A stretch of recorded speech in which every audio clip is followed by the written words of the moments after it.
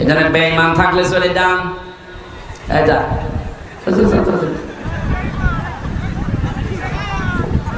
যান, চলে যান, বেঈমান থাকা লাগবে না।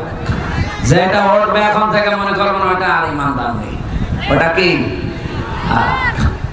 যেহেতু আল্লাহ শুধু ইমানদারকে এখানে ডাকলেন, শুধু ইমানদার যেতে পারে না, আমাদেরকে আল্লাহ ডাক দিয়েছেন মাইয়ার তাবদা মিনকুম, তোমাদের ভেতরে যে বা যারা কোন ব্যক্তি যদি আন দীনিহি, আল্লাহর দিন থেকে, ইয়ার তাবদা শব্দ আছে তাফসীরে ইবনে কাসিরের ভেতরে পেয়েছি, ইরতিদাদ শব্দের শাব্দিক অর্থ হচ্ছে হক থেকে বাতিলের দিকে ফিরে যাওয়া।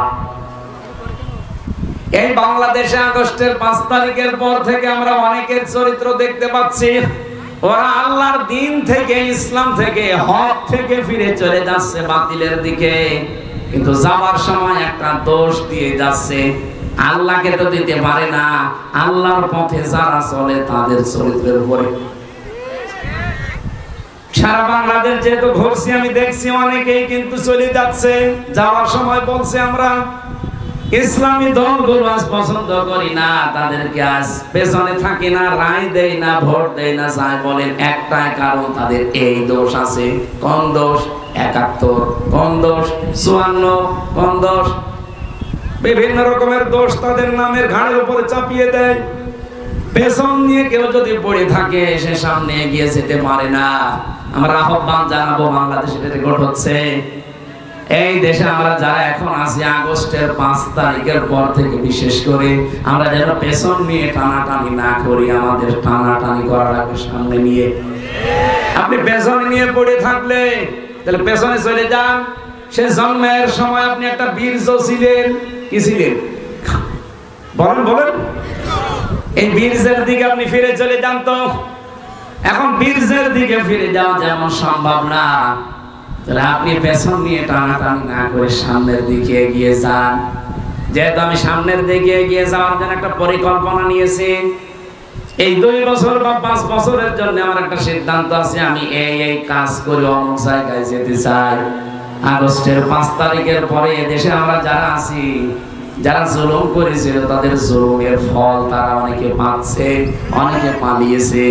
আমরা যারা অন্তত আছি এই স্বাধীন দেশে এখন একটা পরিকল্পনা সামনে নিয়ে গিয়ে যেতে চাই, নাকি পেছিয়ে যাবে?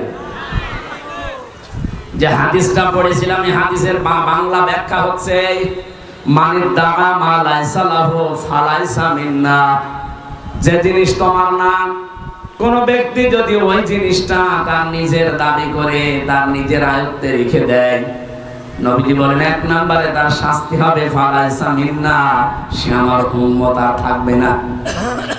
বুঝেছেন? এই কথা বুঝতেছেন? যে জিনিস আপনার ছিল না, ওটা যদি আপনি নিজের আয়ত্তে নিয়ে বলেন এটা আমারই, কত বড় মারাত্মক অপরাধ করলেন, আপনি টের পাচ্ছেন না। ফালাইসা মিন্না, ওই দিন থেকে আপনি নবীর উম্মতের ভেতরে আর নেই। আপনি নামাজ পড়তে পারেন, আপনি রোজা রাখতে পারেন, আপনি হজ করে আসতে পারেন, আপনি দাড়ি রাখতে পারেন, আপনি জুব্বা গায়ে দিতে পারেন, আপনার বউ পর্দায় থাকতে পারে, কিন্তু আপনি নবীর উম্মত না। এখন বলেন দাড়ি রাখলাম, জুব্বা গায়ে দিলাম, বউ আমার সেই বোরকা পরে আছে, তাও আমি নবীর উম্মত না? মানে আমি বাইরের দেশে যখন যাই, এই যে থাইল্যান্ডে গিয়েছিলাম, এই সিঙ্গাপুরে, মালয়েশিয়া, যে সমস্ত অমুসলিম দেশে আমি ঘুরি, ওখানে যে দেখি ট্রেনের ভেতরে চলার সময় বিশাল জুব্বা গায়ে দিয়ে, পাগড়ি মাথায় দিয়ে, এত বড় বড় দাড়ি, হাতে তাসবিহ, পাশে মেয়ের কাছে এমন পর্দা করা, খাস পর্দা, হাতে পায়ে পা মোছা দেওয়া, মুখ না চোখও দেখা যায় না, সামনে নেকাবটা ঠেলে দিয়েছে এমন ভাবে আপনি বুঝবেন না। জিজ্ঞাসা করি, hello brother, what is your name? ভাই আপনার নাম কি? তখন নামটা বলার পর বোঝা যায় না। যে বলি আপনার নবীর নাম কি, হোয়াট ইজ ইউর প্রফেট, তখন ও উত্তর দেয় জোসেফ। জোসেফ মানে মুসা আলাইহিস সালাম, ওরা হযরত মুসা নবীকে জোসেফ বলে ডাকে। পরিচয় নেওয়ার পরে দেখলাম যে একজন ইহুদি, অথচ 5, 6টা, 7টা, 8টা, 10টা ছেলে মেয়ে পাশে, ওর বর এই কান্দে একটা, এই কান্দে একটা, কাঁধের উপরে একটা, পেটেও আছে মনে হয়, আর ওর হাতে ভাঙে 3, 4টা, সব মিলে 7, 8টা ছেলে মেয়ে। লোকটা ইহুদি,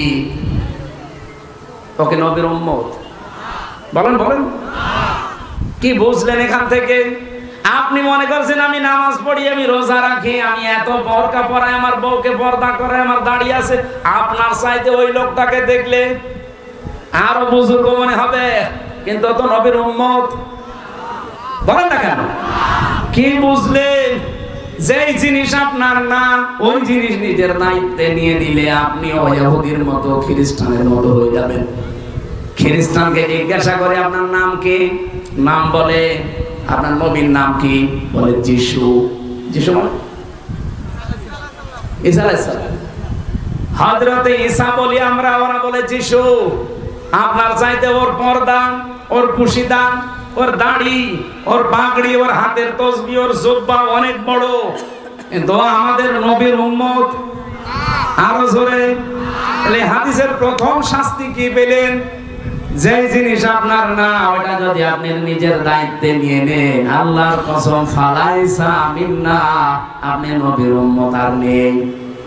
এখন আপনি নিজের সাথে মিলান, যে জিনিস আপনার না, আপনি কি ওই জিনিসের দাবি করেন? না মানে কত মানুষ এখানে পরকীয়া প্রেম করেন, যার বউর সাথে আপনি লাইন করেছেন, ওই বউ কি আপনার? অথচ আপনি নিজের বউ করে চালিয়ে দিচ্ছেন। নাকি এই লাইনে নেই? এখানে অনেকে বসে আছে, বাড়িতে আবার গল্প আরম্ভ করবে আল্লাহর নামে। সুতরাং এই মুহূর্তে তওবা করেন, যে জিনিস আপনার না, ওই জিনিস আপনি নিজের আয়ত্তে নিতে পারবেন। আগস্টের 5 তারিখের পর একটা জিনিস আমরা দেখেছি, যে জিনিস যার না, অনেকেই সেই জিনিস দখল করে নিজের আয়ত্তে নিয়ে নিয়েছে। এটা হয়তো সাতক্ষীরা এখনো শুরু হয়নি। বলেন, কেউ ঘাট দখল, কেউ মাঠ দখল, কেউ ঘের দখল, কেউ বাড়ি দখল, কেউ দোকান দখল, অনেকে কত কিছু আলাউদ্দিনের সেরাক পেয়ে গেছে। ও মনে করছে যে বাবা শাহজালাল সব হালাল। আরে ভাই, হালাল হতে পারে, কিন্তু আপনি তো নবীর উম্মত থেকে বের হয়ে গেছেন। মোদি যেমন নবীর উম্মত না, আপনিও নবীর উম্মত নেই। মোদি মরে গেলে যেমন জানাজা নেই, কবর নেই, আপনিও মরে গেলে জানাজা নেই, কবর নেই। এই জন্য মাঝখানে আপনি শব্দের দিকে খেয়াল করে করে হাদিসটা পড়েন, মানে দাআ মা লাইসা লাহু ফালাইসা মিন্না। যে জিনিস আপনার দখলে ছিল না, জোর করে যদি নিজের আয়ত্তে নিয়ে নেন, ওই দিন থেকে আপনি নবীর উম্মত আর নেই। আমি তো দেখতে পাচ্ছি বাংলাদেশে বহু মানুষ এখন নবীর উম্মত থেকে বের হয়ে চলে গেছে। যারা অন্যের জিনিস দখল করে নিয়েছেন, চাঁদাবাজি করে হোক, ছিনতাই করে হোক, চুরি করে হোক, দখলবাজি করে হোক, যেভাবে হোক, ওটাকে ফেরত দেওয়া লাগবে। ফেরত দেবেন কিনা বলেন তো? এটা রেকর্ড হচ্ছে, সাতক্ষীরাবাসী বলেন, ফেরত দেবেন কিনা? জবাব দেন। যার জিনিস নিয়েছেন ওটা আপনার না, ওটা ফেরত দেবেন কিনা বলেন? আপনাদের এলাকায় এখনো শুরু হয়নি, এই জন্য জবাব দিচ্ছেন না। যারা নিয়েছেন ফেরত দেবেন কিনা বলেন? আমি জানি আপনারা এই কথা মানতে পারবেন না। আরো যাচ্ছে। হাদিসের দ্বিতীয় ব্যাখ্যা হচ্ছে, এই লোকটা যেন জাহান্নামে নিজের একটা স্থান তৈরি করে নিল। কত কঠিন কথা আপনি চিন্তা করতে পারেন, যে জাহান্নামে আপনি টিকিট কেটে বরাদ্দ করে রেখেছেন, মরবেন, আর ওই টিকিটে বসে জাহান্নামে চলে যাবেন। সাতক্ষীরাবাসী কোরআনের জন্য, ইমানের জন্য বাংলাদেশের 64 জেলার তুলনায় আপনাদেরকে বাংলার মানুষ একটু বেশি ভালোবাসে। আমি নিজেও ভালোবাসি, এই কারণে, অন্য কোনো কারণ নেই। আপনাদের টাকা পয়সা বেশি আছে এই জন্য না, এর চাইতে টাকা পয়সার মালিক চট্টগ্রামের মানুষ বেশি। আপনাদের চাইতে চট্টগ্রাম, সিলেটের মানুষের টাকা পয়সা, সম্পদ আরো বেশি, আপনাদের কিনে ফেলতে পারবে, কিন্তু ওদের কাছে এই ইমানটা নেই। যে কষ্টটা সহ্য করে আপনারা 15.5 বছর টিকে আছেন, এরকম কষ্ট বললাম বাংলার 53 জেলার কেউ করে নাই। সুতরাং এই কষ্টটা আপনারা টিকে রাখবেন। কারো জিনিস জোর জবরদস্তি করে দখল করে নেবেন না। হ্যাঁ, কোন জিনিস যদি আপনার ছিল, হাত ছাড়া হয়ে গেছে, কেউ নিয়ে নিয়েছিল, ওটা যদি আপনি ফেরত পান, ওটা আপনি ফেরত পেলে অসুবিধা নেই, তাহলে আপনি এই শাস্তির আওতামুক্ত থাকবেন। এই যে ইসলামী ব্যাংক মনে করেন যাদের ব্যাংক তারা ফেরত পেয়েছে নাকি? ইসলামী ব্যাংকে আপনার বাবা, আপনি ফতোয়া দেন কোন কারণে? যাদের ব্যাংক তারা ফেরত পেয়েছে, যারা বানিয়েছিল তারা ফেরত পেয়েছে। আপনি কি বানিয়েছেন ইসলামী ব্যাংক? আপনার বাবা বানিয়েছে? যারা বানিয়েছে তারাও ফেরত পেয়েছে, আপনি ফতোয়া দেন কেন? এজন্য ফিরে যাওয়া যাবে না। বিভিন্ন সোতানাতার সামনে নিয়ে এসে ওরা এই করে, ওরা এই করে, ওরা অমুক সালে অমুক, এই কথা বলে আপনি এখন ফেরত যেতে চান। আপনি কি এই দেশের ইসলামপন্থী মানুষের কোনো ক্ষতি করতে পারবেন? আল্লাহর ক্ষতি করতে পারবেন? কি সিদ্ধান্ত আল্লাহ নেবে আপনি দেখেছেন? মাইয়ার তাদামিন কুমান দিনহি, কেউ যদি জানে যে এটা হক, এটা সত্য, এটা জানার পরেও যদি ইচ্ছা করে বাতিলের দিকে ফিরে যায়, বাবে ইরতিদাদ ইফতিয়াল থেকে এসেছে। ফাসাউফা ইয়াতিল্লাহ, আল্লাহ তাআলা বলেন অতি শীঘ্রই আমি আল্লাহ একটা কাজ করব। কাজ করবে কে? আল্লাহ। আল্লাহ নিজে ফাইল এখানে ফাসাউফা ইয়াতিল্লাহু, আমি আল্লাহ নিজে একটা খুব দ্রুত একটা কাজ করব। বিকৌমিন, একটা জাতি তৈরি করে দেব, একটা দল বানিয়ে দেব, একটা দল সৃষ্টি করে দেব তোমাদের ভেতরে। ইহব্বুহুম, তারা আমাকে ভালোবাসবে, আমি আল্লাহ তাদেরকে ভালোবাসবো। আসিবাল্লাযিনা কাফারু ইলা জাহান্নামা যমারা, যমারা মানে কি? ধাক্কা দেওয়া। আমি তো লাঠি দিতে চেয়েছি, মন খারাপ হয়ে যাচ্ছে, ওরা যে ধাক্কা দেবে। সুতরাং আজকে থেকে এই শিরক বন্ধ হওয়া চাই, বিশেষ করে সাতক্ষীরা। বাংলাদেশের 64 জেলায় আমরা জানি একমাত্র জেলা যেটাকে কাশ্মীর বলা হয়। এত অত্যাচার বাংলাদেশের কোন জেলায় হাসিনা করে না। বুলডোজার দিয়ে পর্যন্ত আপনাদের ঘর বাড়ি ভেঙে দিয়েছে। এই জেলায় না সেটা? আমি তো জেলে বসে বসে পত্রিকায় দেখতাম যে বুলডোজার দিয়ে ভেঙে দিচ্ছে সাতক্ষীরার ঘর বাড়ি। ওদিকে চাঁপাইনবাবগঞ্জ, ওদিকে চট্টগ্রাম, এই 3 জেলার উপরে সবচাইতে বেশি কিয়ামত নাজিল হয়েছে। এই জেলায় যদি শিরক থাকে এটা তো কেমন না, এটা তো রেকর্ড হচ্ছে। এজন্য আজকে থেকে ভাই তওবা করেন। আপনি যদি শিরক করতে চান তো অন্য জেলায় যান, গোপালগঞ্জে চলে যান। হ্যাঁ, এই জেলায় থাকতে পারবেন না, কারণ এই জেলায় যারা থাকবে খাঁটি ইমানদার থাকবে। শিরক করলে আপনি অন্য জেলায় চলে যান, অথবা বর্ডার খোলা আছে, ভোমরা বর্ডার, একেবারে আল্লাহ রাস্তায় চলে যান। যে মন মতো শিরক করেন, কোনো অসুবিধা নেই। এই জেলায় যারা থাকবে শিরক করলে ওই এলাকাকে আল্লাহর রহমত শূন্য করে দেয়, আর আপনার কারণে ভালো মানুষগুলো মরবে। এই জন্য শিরক করা যাবে না ভাই। আল্লাহ যেটা পারে, যেহেতু অন্য কেউ পারে না, পৃথিবী বানিয়েছেন আল্লাহ, অন্য কেউ বানিয়েছে? বলেন। তাহলে আইনও চলবে কার? অন্য কেউ আইন দিতে পারে না? পারে না। আল্লাহর আইনের বাইরে যারা কাজ করছেন, আমি আপনার হাতে পায়ে তো পাটা এটাকে নিয়ে আসেন, আমি পা ধরে বলছি আপনি কিন্তু জাহান্নামে যাচ্ছেন ভাই, আপনি ফিরে আসেন। এরপরও যদি বিবেকের দরজা কারো না খোলে, আমার মনে হয় ওর বিবেকের উপরে কুকুরে পোশাক করছে। ও বলছে ঠিক।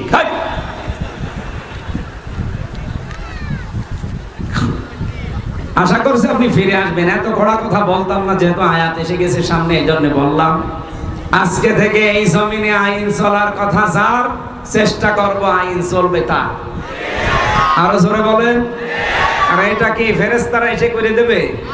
আমাদের করা লাগবে। আজকের মাহফিলে এতক্ষণ এই 2টা পয়েন্টের উপরে কথা বলার জন্য সময় নষ্ট হয়নি, গুরুত্বপূর্ণ কথা এসে গেছে। জীবনে যেন আর একটা জুলুম কারো না থাকে। জুলুম কি?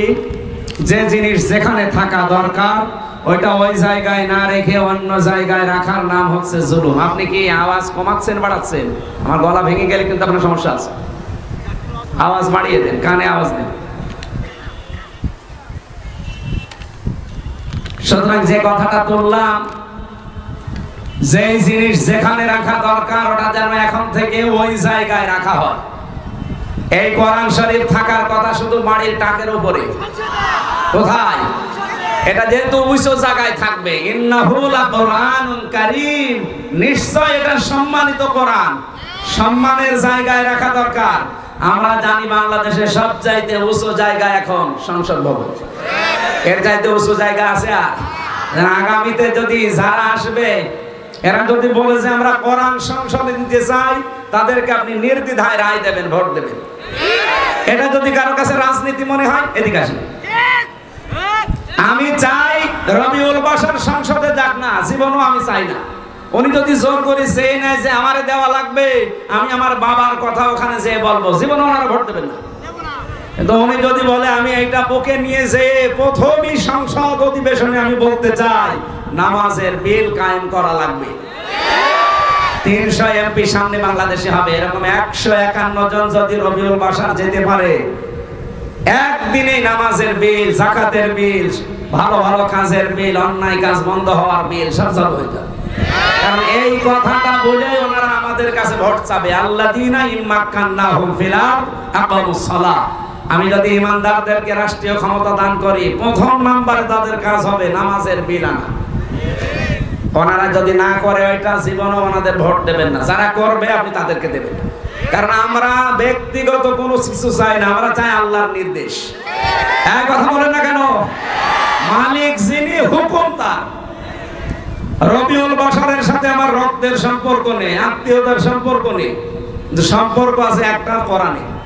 উনি যদি কোরআন না পড়ে, কোরআন না বোঝে, কোরআন কায়েমের চেষ্টায় না থাকে, উনি না। এখানে অন্য যে করবে আমি তার পক্ষে আজ কথা বলে যাব, আল্লাহর কসম আমি তাই করব। কারণ উনিও যা আপনার, আমার কাছে আপনিও তা। আপনি যেহেতু আল্লাহর কোরআনের পক্ষে কাজ করেন না, এই জন্য আপনার পক্ষে আমি বলি না। আপনি যদি করতেন, আল্লাহর কসম আমি আপনার পক্ষে কথা বলতাম। আমি যেটা পাই ওনার ভেতরে সেটা বলছি। এই জন্য জুলুম হচ্ছে সবচাইতে বড় জুলুম, কোরআনে কারিমকে যেখানে রাখা দরকার ওখানে না রাখা। আমরা এবার এই জুলুম বন্ধ করতে চাই। এই 54 বছর আমরা বন্ধ করতে পারি না। খালি এক একজন এসে কান্নাকাটি করে, আমার কেউ নেই, কেউ নেই, আমরা পাগল হয়ে যাই। আপনার কেউ নেই, আমরা করবো কি? আপনার কেউ নেই, আমরা কি করব? এবার যদি কোনো মানুষ ভুল ধরে আসে যে আমারও কেউ নেই, কেউ নেই, তোমার কেউ নেই, আমি কি করব? আমি তাকাবো আমার আল্লাহ কি বলেছে, রাসূল কি করেছে। এই কথা বলে না কেন?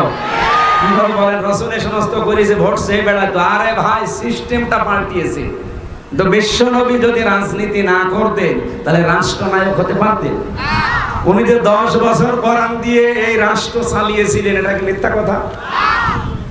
13 বছর মাইর খেয়েছেন আর 10 বছর রাষ্ট্র চালিয়েছেন কি দিয়ে? আরো জোরে। এইটা আমরা দেখতে চাই না? 54 বছর তো দেখেছি কোরআন বাদ দিয়ে চলেছে, এই জন্য কাঙ্ক্ষিত মানের শান্তি আসে না। এবার আসবে আমার আশা, এবং আমি নিজের কাছ থেকে দেখতে পাচ্ছি। আগস্টের 5 তারিখের আগে এই দেশে মানুষ খালি 100 জনের 15 জন বলতো আমরা রাষ্ট্রীয়ভাবে ইসলাম চাই, মাত্র 15 জন, তার ভেতরে বাশার সাহেব একজন। কিন্তু এখন এই যে এপ্রিল মাসে যে জরিপ এসেছে, মার্চ মাসে একটা জরিপ পেয়েছিলাম, 66 জন বলতো আমরা ইসলাম চাই, আর এখন বলছে 77 জন। এমনি অনেকের মাথা খারাপ হয়ে গেছে এই কারণে। 77 জন মানুষ এখন বলছে যে আমরা ইসলাম দেশে কায়েম হোক, এটা চাই। এমনকি হিন্দু পর্যন্ত। এই গোবিন্দ পরামানিক এটা হিন্দু না? ও পরশুদিন এটা জানিয়েছে লাইভ করে যে আমরা চাই এদেশে কোরআনের বিধান কায়েম হোক, তাহলে আমরা নিরাপত্তায় থাকতে পারবো। হিন্দু যদি এই কথা চায়, এই কথা বলে, তা আমরা কি হয়েছি? এখনো তো সে মুসলমান না, তার তো মুসলমানই দেওয়া হয়নি। আর আমাদের মুসলমানই দেওয়া আছে নাকি? মুসলমান বাদ দিয়ে কেউ আছে না? 2-1 জন তো আছে। এই যে এটা মুসলমানই দিয়েছে, এই যে এটার এখনো দেয়, ওই যে পেছনের ওটা। হ্যাঁ, এরকম 2-1টা হিন্দু আছে, এগুলো বাদ দিলাম। বাকি আমরা যা আছি সব মুসলমান না? এক কথা বলছেন না? ওনারা যদি চায়, আমরা এটা চাইতে পারি না। দল মত আর দেখা যাবে না। এখন দেখবো যে 54 বছরে যেটা দেখি নাই ওইটা দেখবো। এবার আমরা চাইবো বাংলাদেশের 300 এমপির 151 জন, এটা বুকের ভেতরে নিয়ে লা ইলাহা ইল্লাল্লাহু মুহাম্মাদুর রাসূলুল্লাহ পড়তে পড়তে যেন সংসদে যেতে পারে। আর সংসদ থেকে আল্লামা দেলাওয়ার হোসাইন সাইদি রহমতুল্লাহ আলাইহি উনি একটা শিরিক তুলে দিয়েছিলেন। আগে সংসদে যাওয়ার সময় মাথা এভাবে ঝোঁকানো লাগতো, এইভাবে, আবার বের হওয়ার সময় এইভাবে, ওই স্পিকারকে সম্মান জানাতো। মাথা ঝোঁকাবে মানুষকে স্পিকারের সামনে না আল্লাহর সামনে। উনি বলেছিলেন এটা শিরিক, এটা আমরা হতে দেব না। উনি বিল পাস করে উত্থাপন করার পরে পাস হয়ে আজ পর্যন্ত এটা ঠিক আছে। এখন আর এভাবে শিরিক করা লাগে না। একজন মানুষ যদি এরকম একটা শিরিক তুলে দিতে পারে, এরকম 151 জন হলে কি হবে আপনি টের পাচ্ছেন? মিনি জান্নাত হয়ে যাবে বাংলাদেশটা। মাইক গরম ভেঙে যাচ্ছে। আপনার আওয়াজ তো মনে হচ্ছে কিছু করছেন অথবা সমস্যা আছে, যে কোনো একটা আওয়াজ বাড়িয়ে দেন। মাহফিলে এতক্ষণ পর্যন্ত যিনি কথা বললেন মাওলানা ইয়াসির আরাফাত, মাওলানা আব্দুল হান্নান ওমর, মাহফিলের প্রধান অতিথির আজকে এখানে যিনি বসা আছেন হাজার হাজার আলেমের উস্তাদ। আমার যদি ওই জায়গায় না বসে আমার দাঁড়িয়ে কথা বলার দরকার ছিল। আমি ওনার ছাত্রের ছাত্র না, আমার মতো হাজার হাজার লক্ষ লক্ষ হাজা বানিয়েছে পৃথিবীতে। বিশিষ্ট ইসলামী চিন্তাবিদ, মুফাসসিরে কোরআন, মুহাদ্দিস নামের আগে লেখা আছে, তার মানে উনি হাদিস পড়া, কোরআনের হাফেজ, সাবেক জেলা আমির এবং কেন্দ্রীয় শোরা সদস্য বাংলাদেশ জামাত ইসলামী। আপনাদের এই আসনের জামাত ইসলাম কর্তৃক মনোনীত নমিনি হাফেজ মাওলানা মুফতি মুহাদ্দিস রবিউল বাশার আতাল্লাহু উমরাহু ওয়া বারাকাল্লাহু ফি হায়াতি, বলেন আমিন।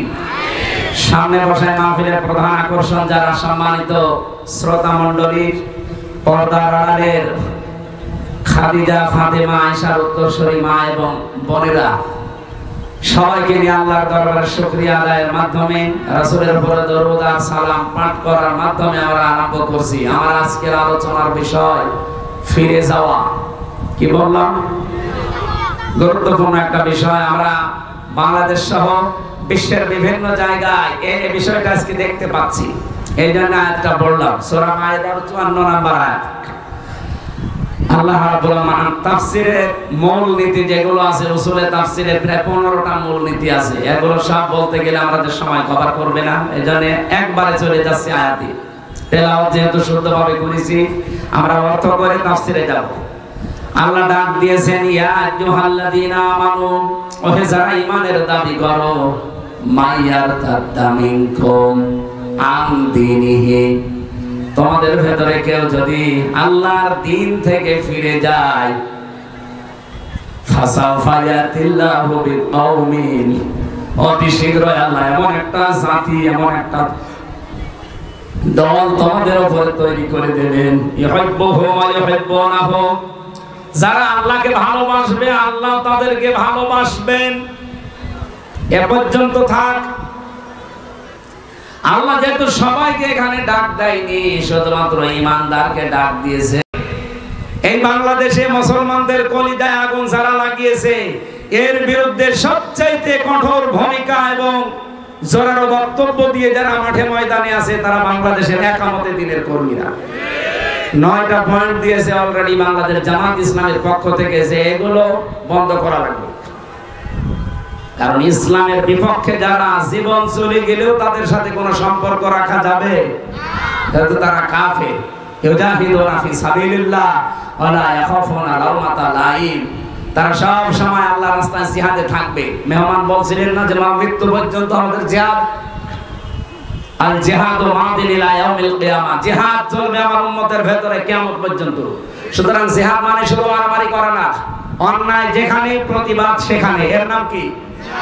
এই জিহাদ চালা লাগবে কিয়ামত পর্যন্ত, যতদিন আমরা বেঁচে আছি। কোন তিরস্কারকারীর তিরস্কারকে আমরা পাত্তা দেব না। হ্যাঁ, এগুলো সবাই করতে পারবে না। এই যে 3টা গুণ আল্লাহ বললেন, আইজ্জাতিন আলাল কাফিরিন, আজিল্লাতিন আলাল মুমিনিন, ইউজাহিদুনা ফি সাবিলিল্লাহ ওয়া লা ইয়াখাফুনা লাওমাতা লাইম। এই গুণগুলো যারে তারে আল্লাহ দেয় না। কারে দেয়? যালিকা ফাদলুল্লাহ ইউতিহি মাইয়াশা, এটা আল্লাহর অনুগ্রহ, আল্লাহ যাকে চায় তাকে দেয়। এখন আপনি দেখেন আপনি আল্লাহর অনুগ্রহ পেয়েছেন কিনা। আল্লাহু ওয়াসিউন আলিম, আল্লাহ প্রশস্ত এবং মহাজ্ঞানী। আল্লাহ এই আয়াতটার উপরে আমাদের প্র্যাকটিক্যাল লাইফ যেন তুলে দেন, বলেন আমিন। মা বোন যারা এসেছেন, শুধু নামাজ পড়া, রোজা রাখা, কালো বোরকা পরার নামই ইসলাম না। আপনাদের জন্য সবচেয়ে গুরুত্বপূর্ণ আমার মনে হয় বাংলাদেশের মেয়েরা যদি জাহান্নামে যায়, স্বামীর অবাধ্যতার কারণে যাবে বেশি। এক কথা বলছে দেখেন, সাহাবায়ে কেরামের স্ত্রীদের জীবন পড়িতে গেছি, তারা জান্নাত পাওয়ার পেছনে কারণ এটা ছিল নামাজ রোজা। খাদিজাতুল কুবরার জীবন পড়েননি, জীবনে এক ওয়াক্ত নামাজ পড়েনি, একটা রোজা রাখেনি, জীবনে একটা টাকা তিনি মানে যাকাত দেননি, হজ করেননি, একটা দিন পর্দা থাকেননি। কারণ এই বিধানগুলো সব নাযিল হয়েছিল তার ইন্তেকালের পরে। কিন্তু আল্লাহ তাকে জান্নাত শুধু দেননি, জান্নাতে ঘর বানিয়ে তার প্রশস্ততা সুসংবাদ দিয়েছেন এবং তাকে সালাম দিয়েছেন। একটাই মাত্র কারণ, জীবনে কোনোদিন তিনি স্বামীর মনে বৈধ কারণে দুঃখ দেয়নি। আল্লাহ মেয়েদেরকে যেন ওই চরিত্র তৈরি করে দেন, বলেন আমিন। সামনে যেহেতু নামাজের 4-5 মিনিট আছে, আপনারা এখানে আযান দিয়ে নামাজ পড়ে তারপরে বাড়ি যান। আগামীতে রাতের বেলা মাহফিল নিয়ে আসবেন ইনশাআল্লাহ, আল্লাহুম্মা আমিন। আমার এই লিখিত একটা বই ছিল জেলখানায় সৃষ্টি নিয়ে, সবার জন্য না, শিক্ষিত মানুষরা এটা নিয়ে কাজে লাগবে। ওই গাড়িতে আছে কয়েকটা, যাওয়ার সময় নিয়েছি। লা ইলাহা ইল্লা আনতা সুবহানাকা ইন্নী কুনতু মিনাজ জালিমিন। আল্লাহুম্মা গফিরলি ওয়ারহামনি ওয়াহদিনি ওয়াফিনি ওয়ারযুকনি ইয়া রাব্বাল আলামিন। আল্লাহ জান্নাতের এই বাগান যে যুবকগুলো সাজিয়েছে, একটা সামাজিক স্বেচ্ছাসেবক সংগঠন, তারা এলাকায় বহু মানুষের উপকার করে এই সংগঠনের মাধ্যমে। এই সংগঠনের সাথে 200-র উপরে যুবকেরা জড়িত আছে। আল্লাহ তাদেরকে যে মা পেটে নিয়েছে, মায়ের পেট তুমি কবুল করে নাও। খাদিজাতুল কুবরার মতো তাদেরকে বানিয়ে দাও। এই ছেলেগুলোকে যারা সাহায্য সহযোগিতা করে, সবার মন তুমি তাদের দিকে ঝুঁকিয়ে দাও। এই সুন্দর আয়োজন, যারা 2 দিন ব্যাপী তাফসীর মাহফিলের আয়োজন করেছে, কোরআনের এই কথাগুলো যারা শোনার চেষ্টা চালিয়েছে, আমাদের বোঝার পরে আমল করার তৌফিক দাও। আমি মন থেকে দোয়া করছি, আল্লাহ মা বোনদেরকে তুমি খাদিজার মতো বানিয়ে দাও। অনেকের পরিবারে স্বামী অবাধ্য আছে, স্বামীকে বাধ্য করে দাও। সন্তান ছেলে মেয়ে অবাধ্য আছে, তুমি বাধ্য বানিয়ে দাও। ছেলে মেয়েদেরকে তুমি খাদিজাতুল কুবরার মতো, হাসান হোসাইনের মতো, ফাতেমার মতো বানিয়ে দাও। এলাকায় যারা অভাবে আছে, আল্লাহ অভাব দূর করে দাও, স্বভাবগুলো ভালো করে দাও। আল্লাহ তাআলা সারা জীবন অপরাধ করে জীবনটা নষ্ট করে ফেলেছি, জীবনের অপরাধগুলো আজকে তুমি মাফ করে জায়গাটা নেকি দিয়ে পাল্টিয়ে দাও। যত মানুষ এলাকায় কবরে ঘুমিয়ে আছে, কবরগুলো জান্নাত বানিয়ে দাও। কখন কার কাছে মরণ এসে জানি না, যখন এই মরণ আসবে যেন এই কথা শেষবারের জন্য বলতে পারি, লা ইলাহা ইল্লাল্লাহু মুহাম্মাদুর রাসূলুল্লাহ। আপনার মাইকে কি কোনো সমস্যা ভাই, নাকি আওয়াজ কমিয়ে দিচ্ছে? এই মাইকের নাম কি? না, আমার মাহফিল কোন জায়গায় দিলে আমি মাপ চাচ্ছি মাইকালার কাছে, মাইক নেবেন না। দরকার সাতক্ষীরা জেলা শহর থেকে মাইক নিয়ে আসবেন, না আমার দাওয়াত দেবেন না। আমার গলাটা খুব ব্যথা করছে, এমন হয় শত্রুতা করবে আজকে।